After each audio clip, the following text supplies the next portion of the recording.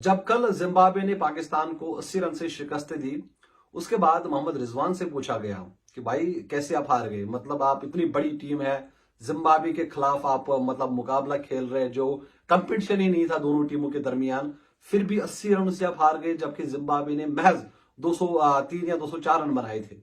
तो रिजवान साहब कहते हैं कि भैया जो जिम्बाब्वे की टीम है उनके पास बड़ी एक्सपीरियंस थी, उनके बॉलर्स एक्सपीरियंसड थे, सिकंदर रजा एक्सपीरियंस था, उन्होंने हमें भाई साहब प्रेशर में लाया और उस प्रेशर से हम निकल ही नहीं पाए। तो ये कहना है मोहम्मद रिजवान का, जो कि मेरे हिसाब से एक एक्सक्यूज है। अगर आप इतनी बड़ी टीम है भाई साहब, मतलब किस एक्सपीरियंस की आप बात कर रहे हैं। जितने आप ना चैंपियंस कप में आप मैच खेल रहे हैं, उतने ही मैच से पूरे साल खेलते हैं जिम्बाब्वे वाले। इनके पास वो फैसिलिटीज नहीं है, उनके पास इस तरह के ग्राउंड नहीं है। कल जिस ग्राउंड में आप खेल रहे थे वहां पर फ्लड लाइट्स नहीं लगे हुए हैं। स्टिल आपके पास हर कोई सुविधा है, लेकिन आप जो खेलते हैं ना वही टुक टुक वाली क्रिकेट, 1990s वाली क्रिकेट, और इसलिए आप हार जाते हैं। कल के मैच में भी अगर आप देखेंगे तो पाकिस्तान को अगरचे 204 रन ही करने थे। पाकिस्तान ने जब स्टार्ट किया ना, मतलब पहले विकेट नहीं हुआ था मतलब 2-3 ओवर में, स्टिल अगर आप देखेंगे तो भाई एवरेज जो इकोनॉमी थी ना, यहाँ जो करंट रन रेट थी, वो सिर्फ 2 के हिसाब से रन बना रहे थे। 6 ओवर में आपने सिर्फ 18 रन बनाए थे। और अगर आप जिम्बाब्वे की बात करें, जिम्बाब्वे ने विकेट भी गंवाया था, तब भी 6 ओवर में जिम्बाब्वे ने 41 रन बनाए थे। तो इंटेंट का फर्क था, एग्रेशन का फर्क था, जो कि पाकिस्तान हर किसी सीरीज में लैक करता है। पाकिस्तान के पास वो एग्रेशन कभी भी आपको नजर नहीं आएगा। और कल भी उसी नेगेटिव माइंडसेट के साथ वो आए और 10-15 गेंदे खेलने के बाद हर कोई विकेट आउट हो जाता था। अब यहां पर मैं थोड़ा सा ना आपको ब्रीफली बताऊंगा, क्योंकि जब भी पाकिस्तान मैच हार देना तो हम सभी जो ब्लेम है वो आप कप्तान पे लाके खड़ा कर दे। भाई साहब कैप्टन से ठीक नहीं हुई है। आप मुझे बताइए, मतलब पिछले 4-5 सालों से ना काफी कप्तान बदले गए। शाहीन आया, बाबर आया, शान मसूद आया, अब आपका जो ये मोहम्मद रिजवान है ये आया, लेकिन पाकिस्तान की जो हालत है वो वहां की वहां ही है। भाई कैप्टन नो डाउट एक बड़ा इंपॉर्टेंट रोल अदा करता है, लेकिन वो तभी इंपॉर्टेंट रोल अदा करेगा जब आपके इर्द गिर्द या जो आपके पास खिलाड़ी है वो अगर परफॉर्म करे। जब आपके खिलाड़ी ही ना परफॉर्म करे तो फिर आपका कैप्टन क्या करेगा।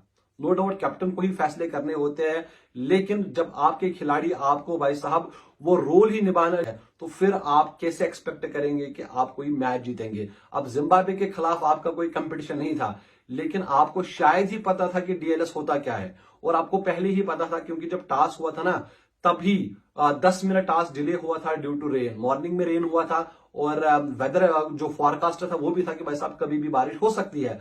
अब अगर आपको पता था कि भाई बारिश है, तो अगर आप 200 रन चेस कर रहे थे, आपको पहले से ही उस रन रेट को मेंटेन करके रखना था कि भैया हमें 204 रन चाहिए। अगर पावर प्ले के बाद या पावर प्ले में 6 ओवर के बाद कहीं पर भी बारिश हो जाती है तो हमें भाई साहब आगे रहना है। आप देखिए आप कितना पीछे चले गए। मतलब डीएलएस मेथड से आपने 80 रनों से ये मुकाबला हारा, जबकि आपको महज 200 रन ही करने थे। तो आप बहुत ज्यादा पीछे चले गए थे। एक्सपीरियंस की बात तो दूर की बात है, चलिए एक्सपीरियंस का भी हम मान लेंगे कि भाई जिम्बाब्वे की टीम बड़ी एक्सपीरियंसड है, बट स्टिल मतलब 80 रनों से आपने तब हारा जब आपको महज 200 रन चेस करने थे और आपने 60 रन बना भी दिए थे। तो पाकिस्तान को भाई साहब काफी सारे सवालों के जवाब जल्दी ढूंढने पड़ेंगे उनको। और जिन यंगस्टर्स को पाकिस्तान मौका दे रही है, एक बार फिर से उनको भाई अवेयर करना, एक बार फिर से आपको देखना पड़ेगा कि कौन कौन सा यंगस्टर है, किस यंगस्टर को मौका देना है। चैंपियंस ट्रॉफी ज्यादा दूर नहीं है, और ये जो आप मैच खेल रहे हैं ना, ये आप ऐसे वैसे मैच नहीं खेल रहे, ये प्रेपरेशन है चैंपियंस ट्रॉफी के लिए। अगर यहां से आपने टीम अपना तैयार नहीं किया तो जिम्बाब्वे ने कल आपको बड़ा जलील किया। फिर आप देखिए चैंपियंस ट्रॉफी में, अगर वो आपके घर में ही है, आपको फिर बड़े बड़े टीम्स से वहां पर मुकाबले खेलने हैं, और वो भी आपको इसी तरह की इबरतनाक शिकस्त दे सकते हैं। फिलहाल आप मुझे इजाजत दीजिए, आप अपना बहुत सारा ख्याल रखेगा। अल्लाह हाफिज।